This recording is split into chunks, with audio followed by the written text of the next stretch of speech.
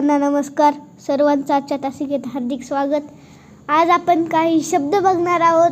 बघा, खस्ता खाणे या वाक्प्रचाराचा अर्थ. खस्ता खाणे म्हणजे खूप मेहनत करणे. खस्ता खाणे म्हणजे खूप मेहनत करणे. खस्ता खाणे म्हणजे खूप मेहनत करणे. दुसरा शब्द आहे सूर्य. या शब्दास समानार्थी शब्द नाही. कोणता शब्द नाही?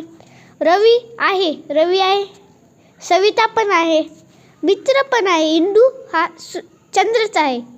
चंद्राचा समानार्थी शब्द आहे, सूर्याचा नाही. निपुण म्हणजे तरबेज असतो. निपुण म्हणजे तरबेज.